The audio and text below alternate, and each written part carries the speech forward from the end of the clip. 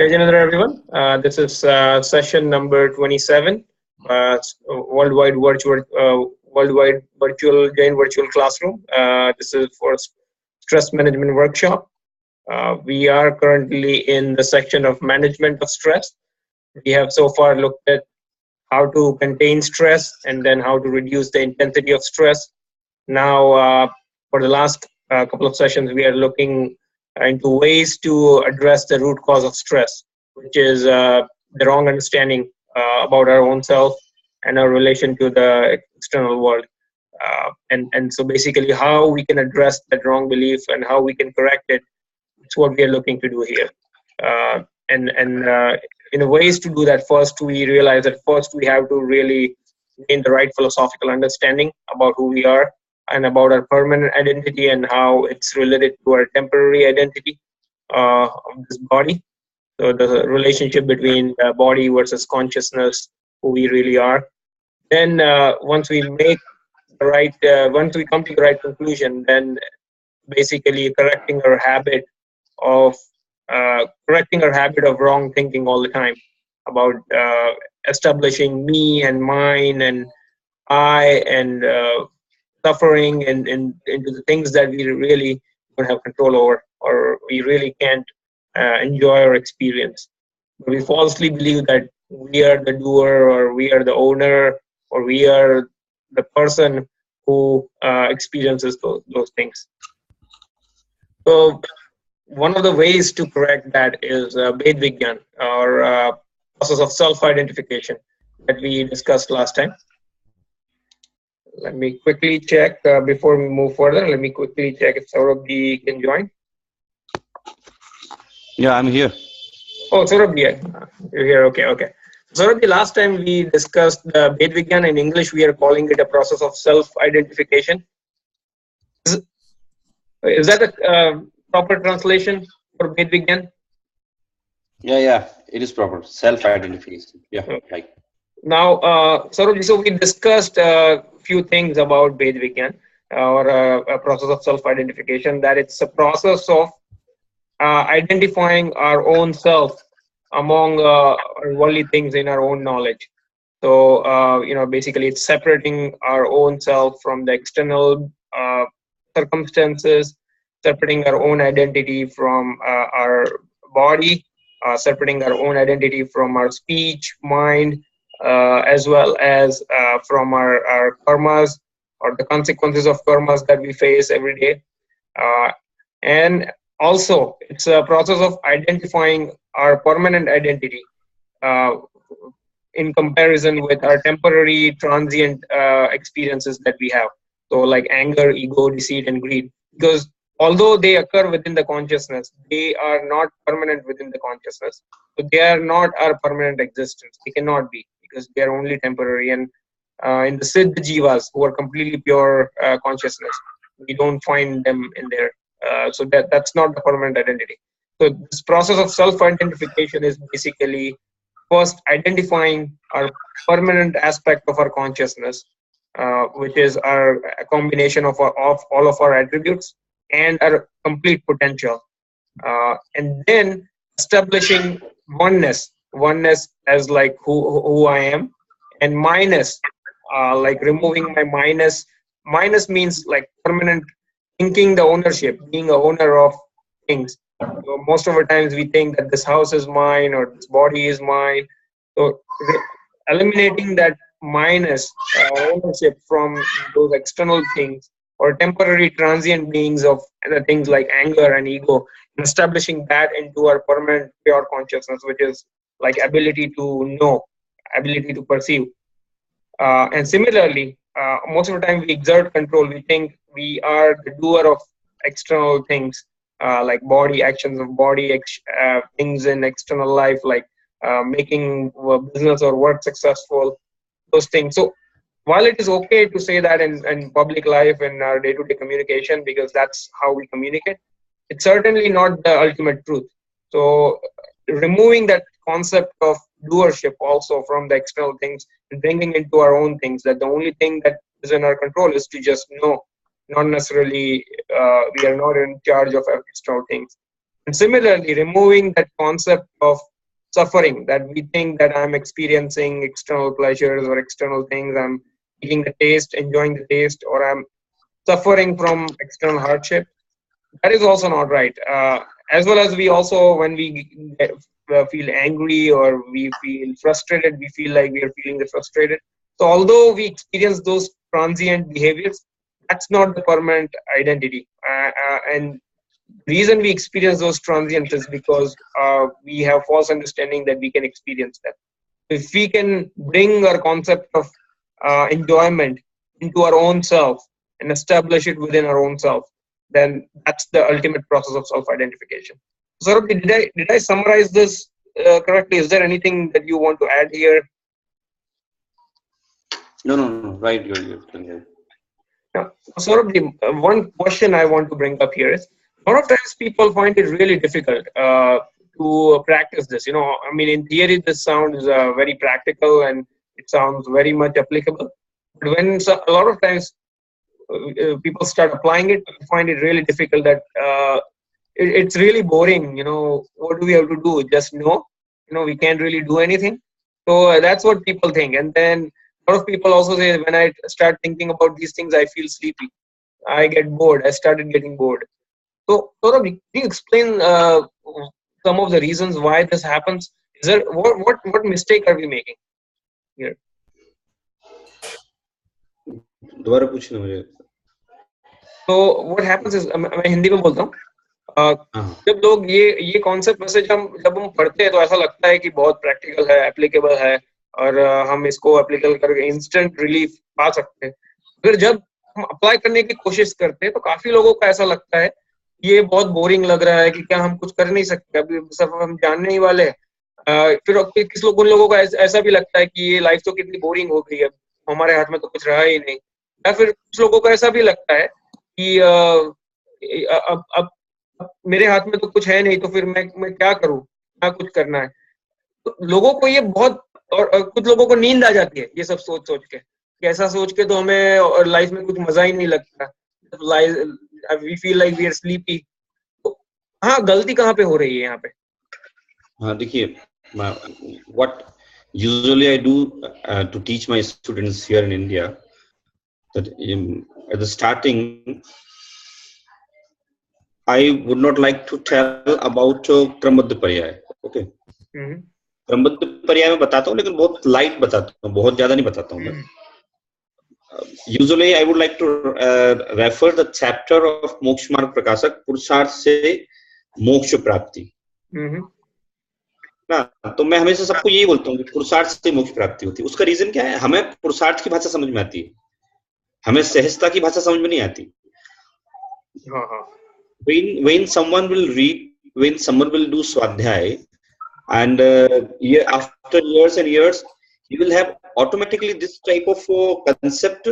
He will accept that this world is automatically running, no one is doing anything, and क्रमबद्ध पर्याय is something.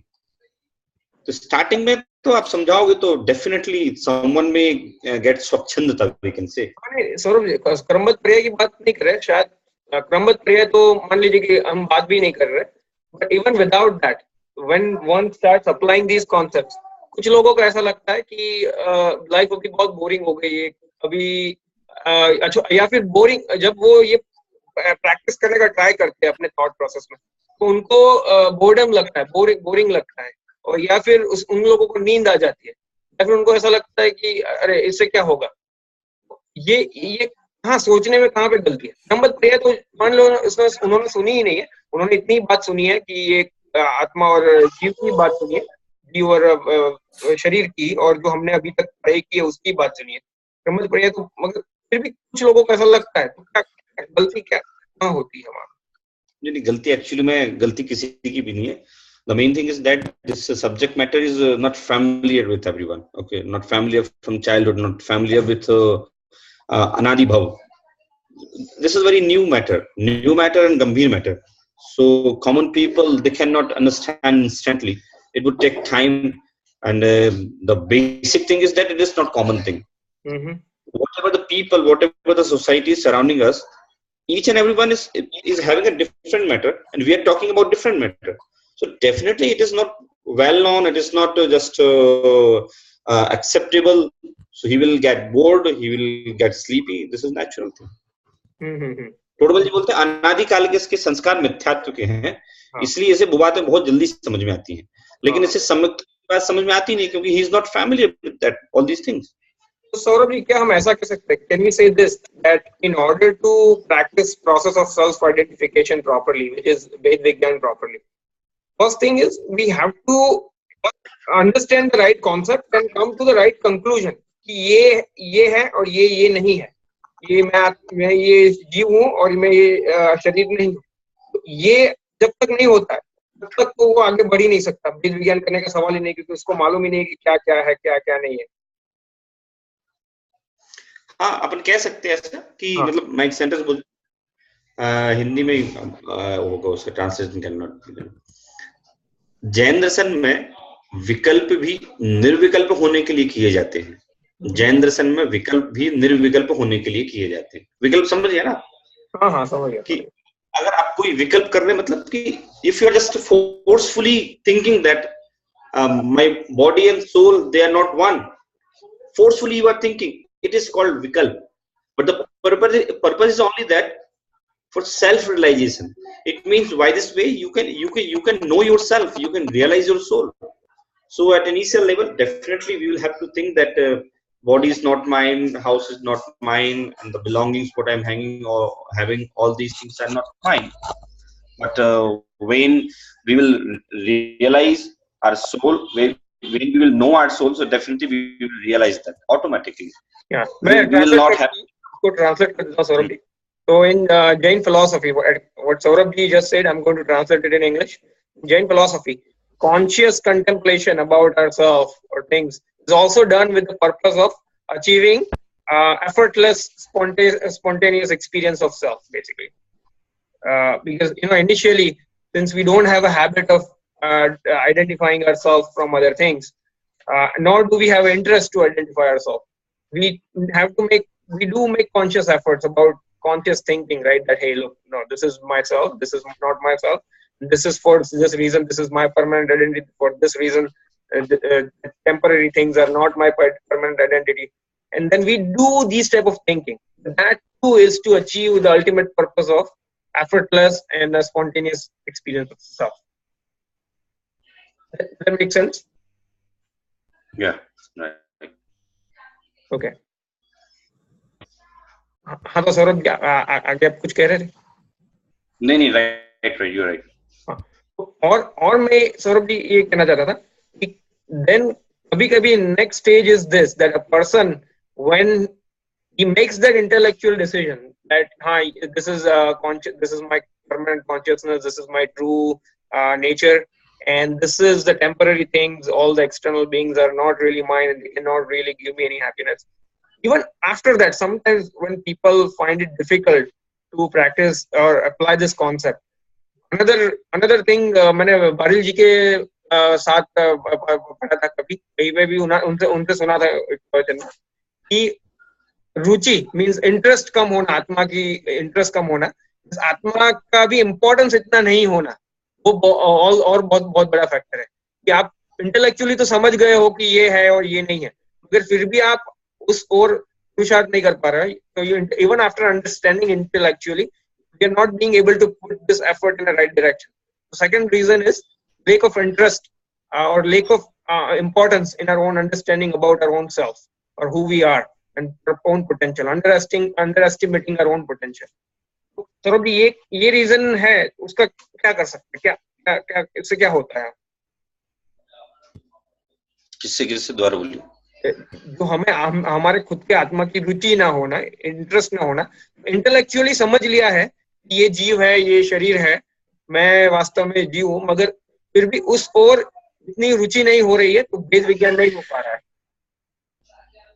हाँ. देखिए, हम जब भी बात करते हैं ना, हम बात करते हैं विकल्पों की बात करते हैं, हम नॉर्मली विकल्पों की बात करते हैं हम. तो विकल्पों में तो ऐसे ही बोलेंगे कि you will have to do all these things, you will have to study, you will have to get knowledge from all these kind of sources. लेकिन हम नहीं हो पा रहा, तो उसके लिए टोडरमल जी ऐसा बोलते हैं कि फिर बोले आपके कर्म का होता है ऐसा, हम क्या करें, जिससे हम जैसे दर्शन मोहिनी बोलते हैं ना, दर्शन मोहिनी, वो दर्शन मोहिनी बड़ा डेंजर है, वो आपका श्रद्धा नहीं होने देता, सीधी बात है. You can understand intellectually, you can read out the word, you can know the meaning of that word, but you will not feel that. My question is a little bit different.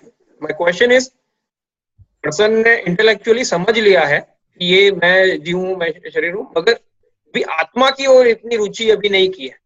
तो उसका आगे बढ़ने का इरादा भी है. He has a sincere intentions to move forward and progress on this path.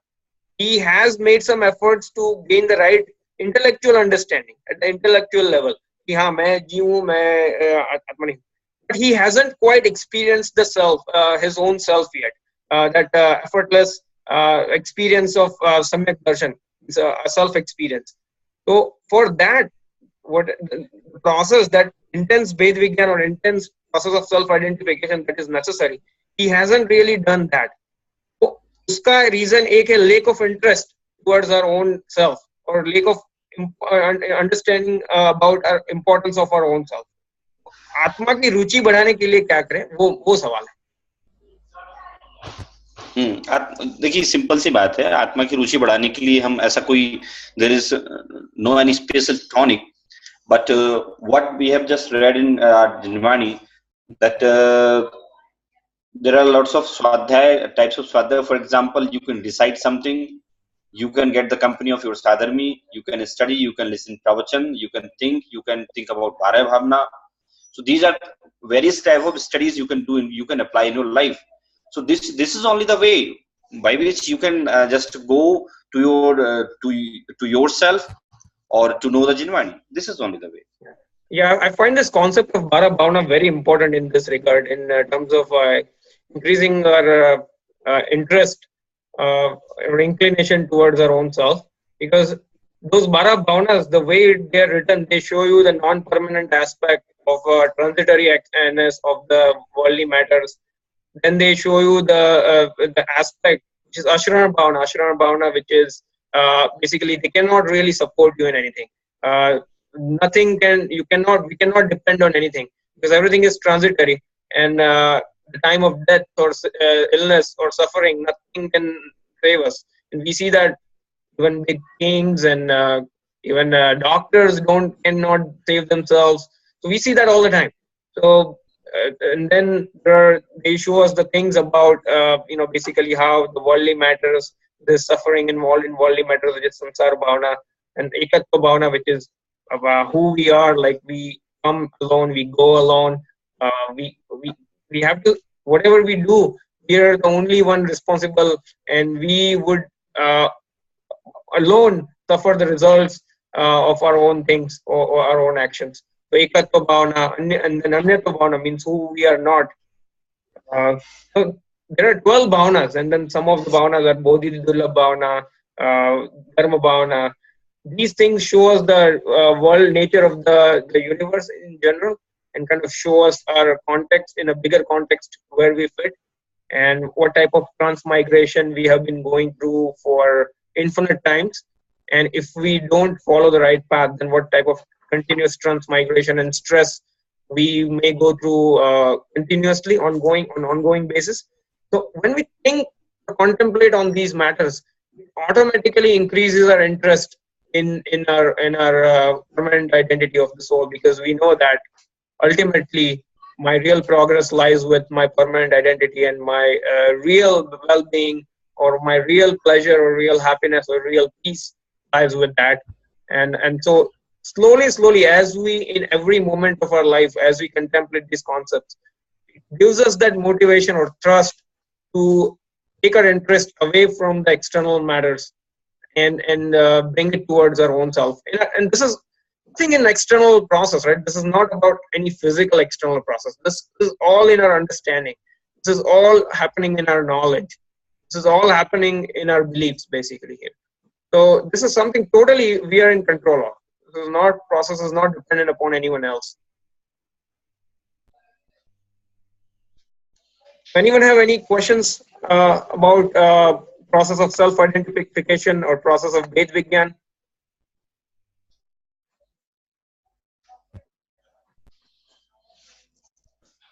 No questions?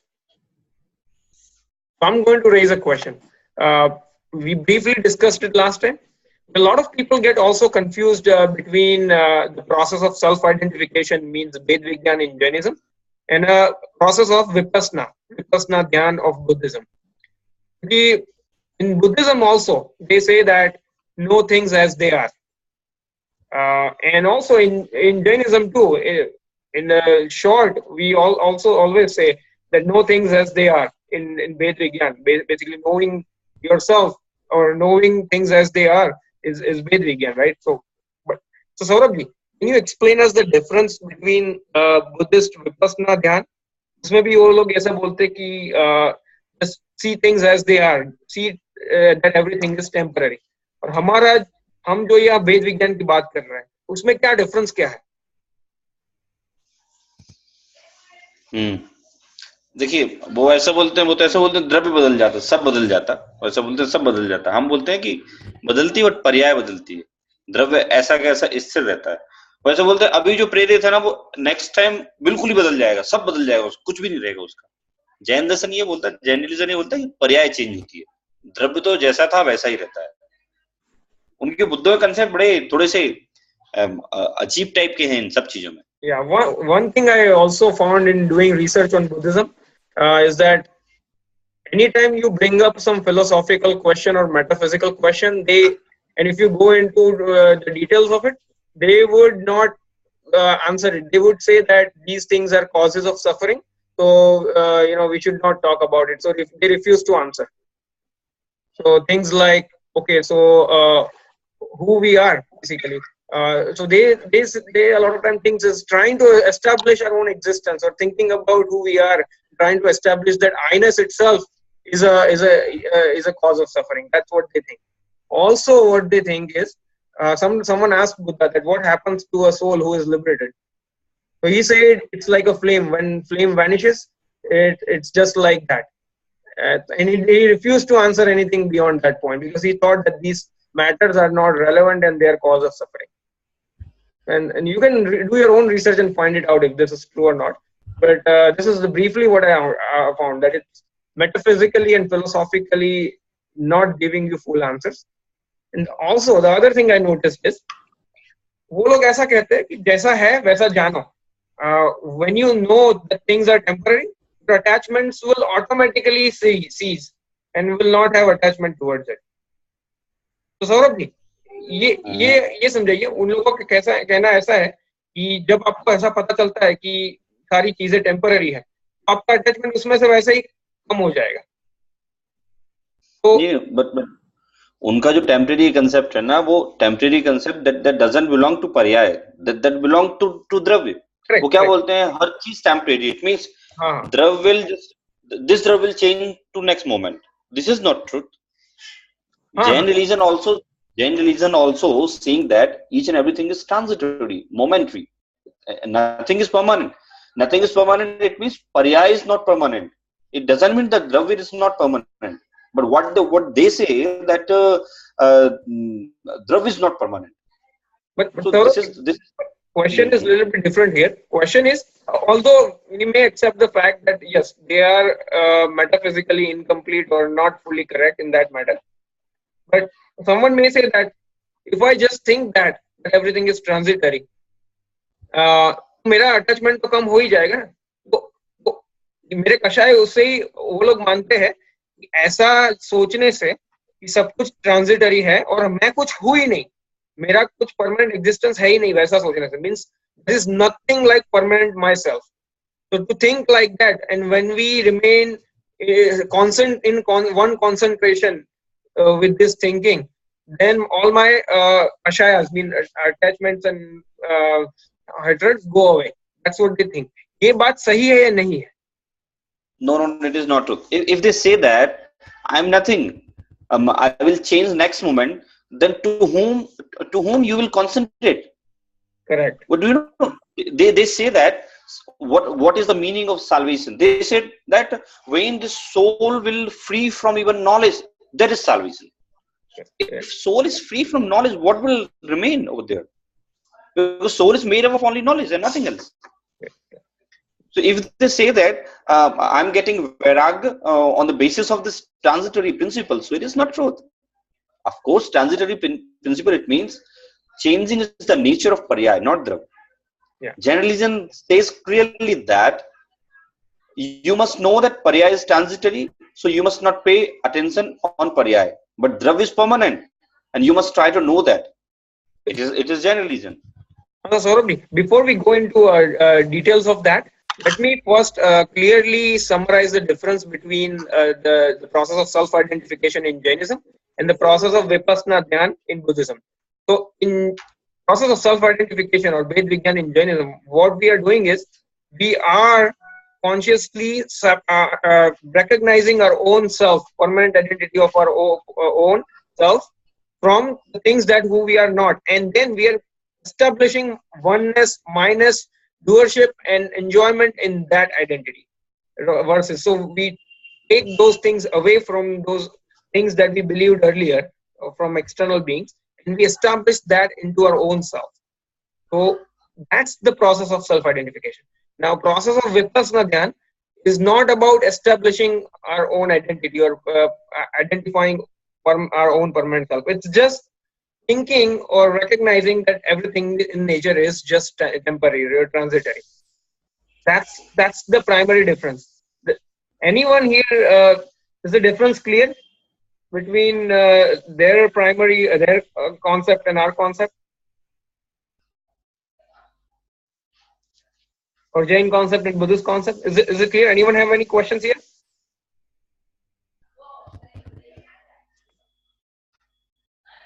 So here I would like to bring one more example here. A lot of times people falsely make the mistake that if we are not thinking about something, that means my ego or my attachment or my kashai or my passion towards that thing is gone. That is a false belief actually. And I'll take one example here. Suppose, and I think we took this example last time. It's a very same example. Uh, Suppose we had some conflict with some person, and we had intense conflict. We just do not like to see that person at all. Now, 24 hours, we are not thinking about that person, right? When we go in office, suppose we get busy in our work, and we are not even thinking about that person. And we know that this conflict is transitory, it's temporary. It's not going to last forever too. Despite knowing all these things, when we are not thinking about that person, do we have a hatred for that person or not? Even when we are not thinking about it. So when you're doing work in office, you're totally involved in some other matter. So someone seeing you or you observing yourself would say, I'm not even angry right now, or I'm in totally different mode. But deep down within, is that anger or conflict there or not? Yes, no? Yes. Yes. So this concept of thinking that something is just transitory and something is transitory, and I'm not concentrating on that, and then thinking that takes away your passions is incorrect. Yes or no? Yes, Yeah. no? Come again. To think that when you are not thinking about something is to think that it's there is no passion towards that thing, or there is no kashaya. So that No, is Kashaya is there. incorrect. Yeah. Oh. Kashaya Now, is there. This is very common error. Yeah. is it again? This is very common error actually. You're right. This is what happens all the time, that they go away from something, whatever the anger was is suppressed. It looks calm from above, but when you go deep within, you stoke the fire and it comes right back. Correct. And whole time, so long we hold that perception that I don't like that person, I hate that person. That hatred is still right there, even when you are not thinking about it.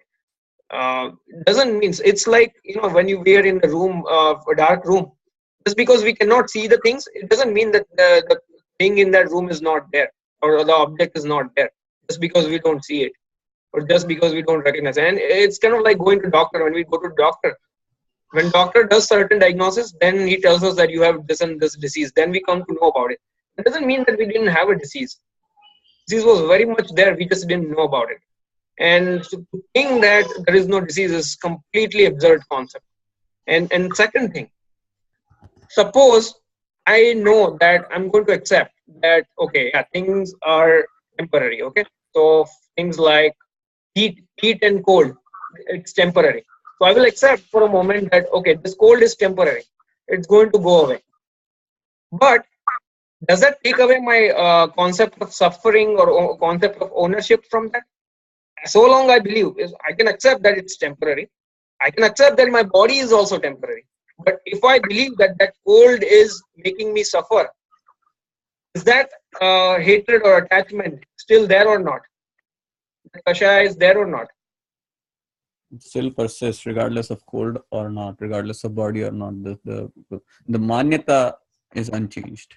Correct. So even though in this case we have accepted that everything is transitory and everything is even body is transitory, so the attachment is worth giving up, which is what Buddhists do. That kashaya, true sense, in the underlying sense, is still there because we believe that the cold can hurt us.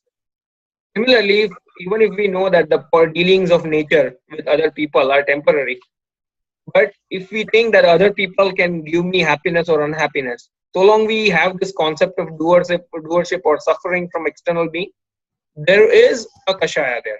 There is a attachment and hatred there.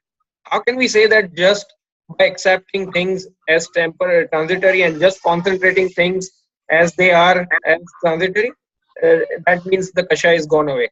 Kashaya does not go away, does it? No. No, it doesn't.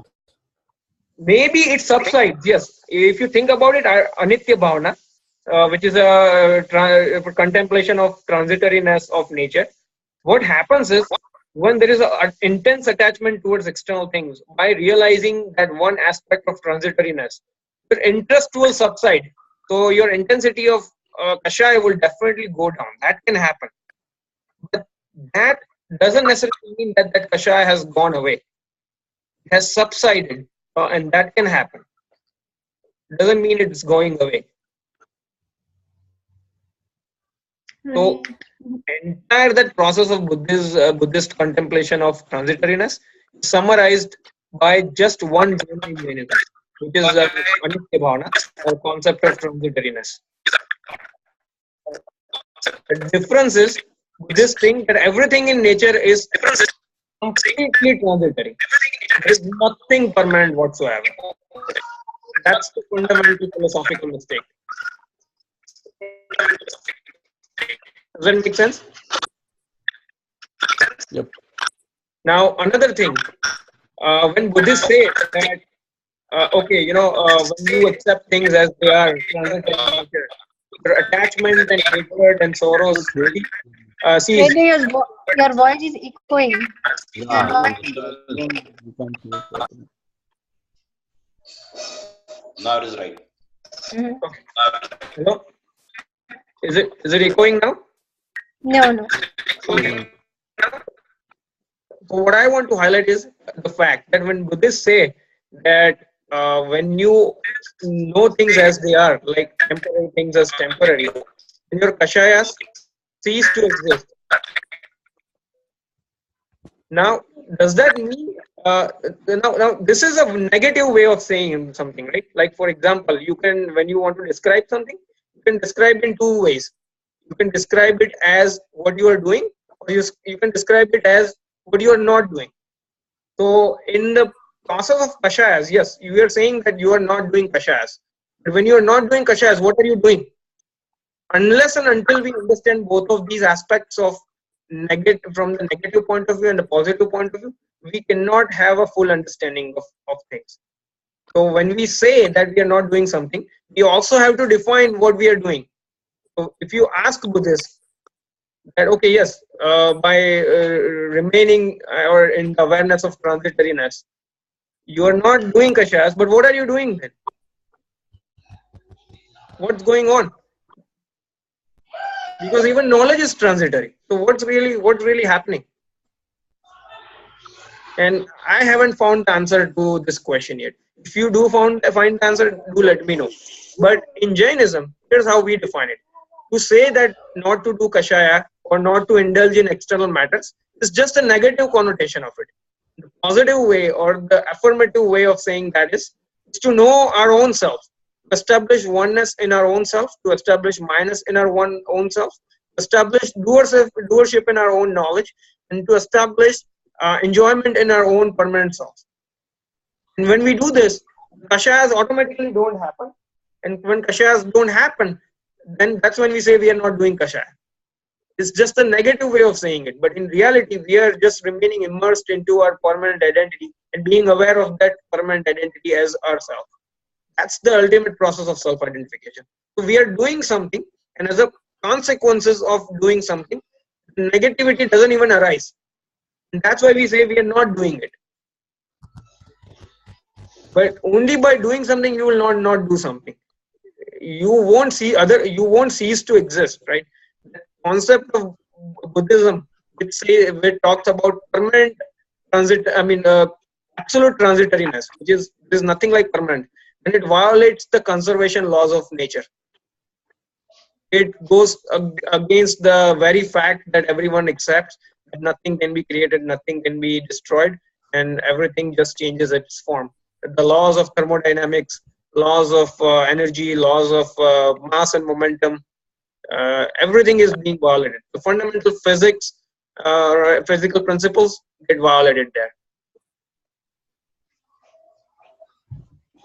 Does that make sense?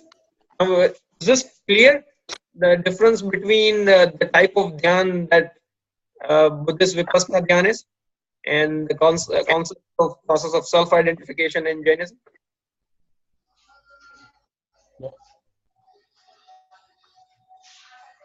Any questions here? I hope this clarified your answers about a lot of other types of meditation too, which are similar in nature. Just concentrating on an object, and they claim that your stress will go away. Again, also one more point here, important point. To force yourself into concentrating one thing is also trying to basically restrict yourself or restrain yourself into something. And that itself is a stress too. And you can try it. You know, if you try to focus on one object for a long time, we cannot do it for very long. Things, your mind will wander.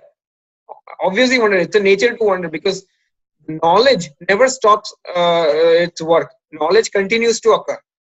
But what we need to do is we need to separate that knowledge and establish our oneness away from the temporary aspects of nature and establish that oneness into that general process of knowledge or capability of knowledge or the potential of knowledge, which remains as is. When we do this, then our mind, although the object of knowledge will change, the attachment and hatred won't occur. And that's the real self-experience. That knowledge keeps changing. You may become aware of things in the world, but you do not have that experience of attachment or hatred towards it because you have established your identity with your own self. So that's the ultimate process and the result, basically. Any questions here? Pritesh, does this make the differences clear between the Buddhist Vipassana Dhyan and process of self-identification here?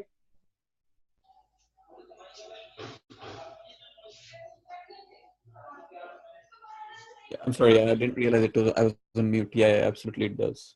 Okay. Now, next, I think, Question for you. yeah, Ketan, you were saying something? Yeah, a question for you. Even when we do Bidgnan, even when we're doing Bidgnan, our mind tends to wander, correct? Uh-huh. So trying to refocus it seems like a conscious act. I'm assuming that when we get to a phase of further understanding, it becomes an almost unconscious act.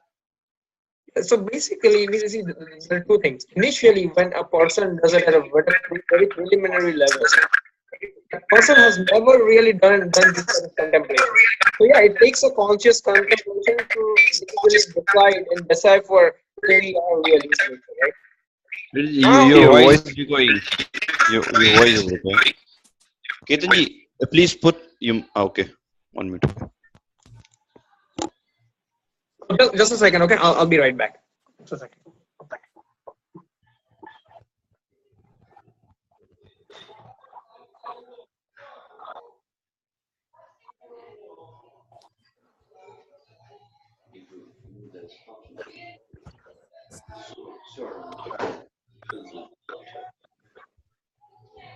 Okay, so what I was going to say is that when if we think that we have to force ourselves to do something, there is some mistake we are doing. Yes, initially it takes a conscious recognition or conscious separation in our thought process about who we are and making that right decision.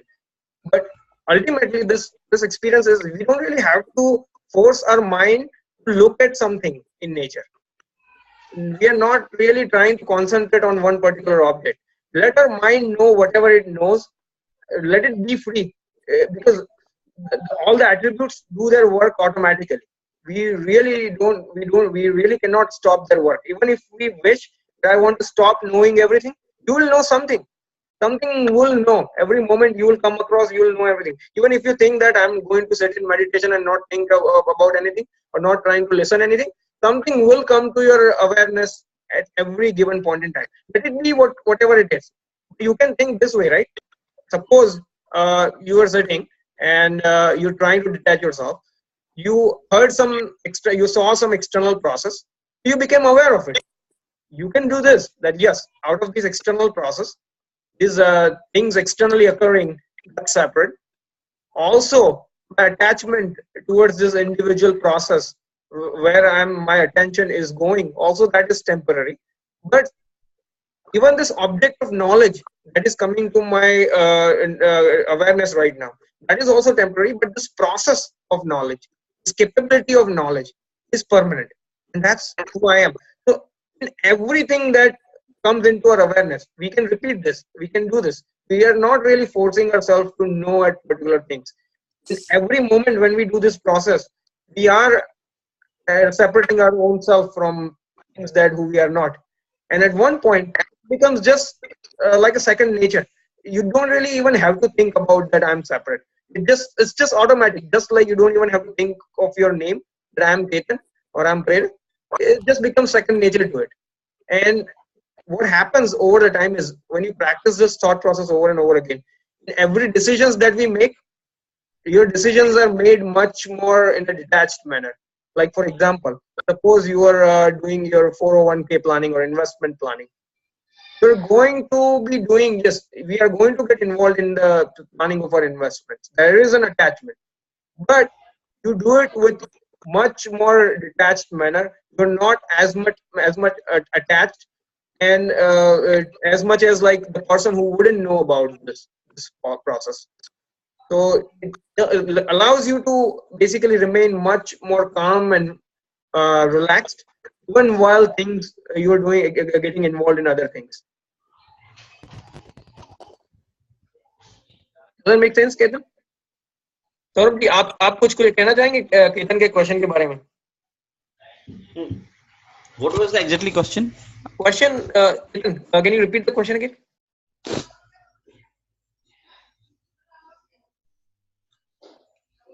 My initial question was, when we're doing big math, initially it seems like we're making a conscious effort. And I was asking that some Voice is not, your voice is not unconscious.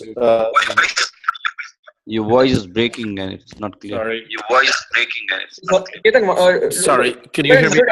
I'll repeat your question. Go ahead and mute. I'll repeat your question. तो सौरभ जी, his question ऐसा है उनका question कि जब वेद ज्ञान शुरुआत में करते हैं तो ऐसा लगता है कि एक कॉन्शियस एफर्ट करना पड़ता है अपने आप को थोड़ा फोर्स करके. तो आगे जाके क्या ऐसा होगा कि हमें वो हमारे लिए एकदम सहज हो जाए? Yeah, sure, it will say automatically. For example, we say that dhyan is प्रक्रिया of automatic thing we can say. Yeah. हमें जो विकल्प सोचकर लाने पड़े वो एक्चुअल विकल्प नहीं है, जो विकल्प सहज आए वो एक्चुअल है. Like that, at initial level you will have to think about that, but later on when you will put more and more practice, so the thing will in automatic in your life or in your contemplation. For example, when we were child, so at the time we used to study like that, uh, a double p l e, apple, b o by boy, okay, like this. But now we are very familiar with all these things: apple, boy, car, John. Each and everything is very clear. So like that, at initial level you will have to think, you will have to forcefully think that I'm different thing, and the body is different thing, and the all belongings are different. But as you do swadhyay, as you try to understand the sense of Jinmani, so definitely this thing will automatically come in your mind, Ketanji. Is it clear? But it will take time. It will take time because it is not familiar subject matter. So it would take time definitely. I would like to reiterate something here. Ketan, the key here is realizing the importance of our own true nature or our own self, own consciousness. As we realize the value of ourselves more and more and the importance of ourselves more and more, uh, attachment towards our own self increases. Means our interest in our own self increases so much that your attention automatically turns that way. So if we feel like we have to force ourselves, then we have not quite achieved the right level, right effort yet. Because ultimately it's an automatic and spontaneous process, right? Like it's kind of like wherever we have interest about Super Bowl or cricket match, automatically we don't even feel like we are forcing ourselves, and our attention automatically turns there, and we remain immersed into it. Similarly, as our interest grows, its key is to increase our interest, increase our importance, realizing our own importance. Then our attention will automatically turn in itself, and that can only happen. Interest can only be developed when we know that we are our own, our permanent identity is our own consciousness, and that's the only thing that can give us the ultimate satisfaction and ultimate peace and ultimate happiness, and nothing else can save us from anything else. And all the solutions of every problem in the world lies in there, that we can solve all the problems by understanding our own self. Even the root of all the problems, you say, I want to take the example of medicine here. In medicine, uh, when we try to identify disease, the doctors look at the root causes of the things, disease. And you may come across a root cause, find the root cause in diet or lifestyle or genetics or whatever. So if I say it in a Jain terminology, that genetics, diet, lifestyle, you can say it's karma kaute. Now, why do karmas bind in the first place? Because of the attachment and hatred and our wrong understanding of nature. So ultimately, it's this rag, dvesh, and mithyatva which keeps us in the bondage with karmas, and that leads us to all sorts of problems: physical, mental, social, everything. So this is the ultimate solution. When we realize this fact and we make ourselves consciously aware of this fact, then our attention will automatically turn that way.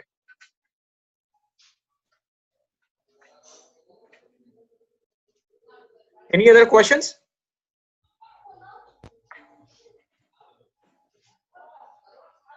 So next time what we are going to do, next time we will take specific scenarios. We will do case studies. Now we are going to begin case studies. So case study is what we are going to do is we have established a specific format in which we will take a particular scenario and we'll see how you should apply this thought process and the principles that we have learned until now. How can you apply that in a methodical manner so that it helps you apply these concepts and gain instant results. So anytime you are in a particular scenario or have some problems, you feel frustrated, try to do this case studies that we will do next time. If you follow that methodical thought process and apply these concepts in the right way, you will see instant real benefits of these principles. So that's what we will do from next time onwards. So think about the scenarios you want to discuss. It could be about work, that I'm not getting promotion at work and I'm being frustrated, or it's about like, you know, feeling frustrated about things, other things in life, or things that you may want but not happening, or whatever it is, you know.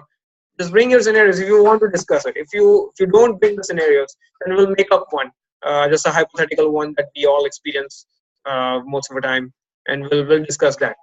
If you have a scenario that you would like to talk, sure. And you don't have to say that, you know, you don't have to make it personal that I'm going through this. You can say that what to do in this type of situation. You know, you can make it more generic, and that way you don't have to any reveal any of your personal details either. You know, you can just make it generic in nature. So we will discuss the case studies from next time onwards, and next few times after we discuss the case studies, hopefully this process will become more and more clear ultimately.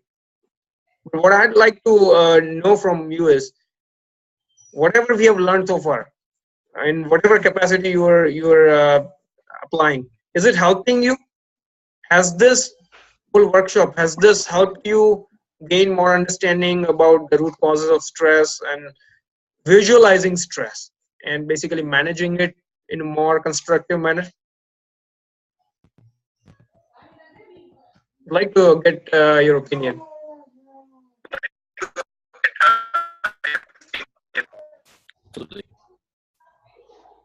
Hello?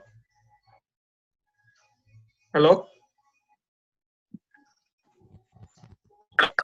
Yeah, definitely.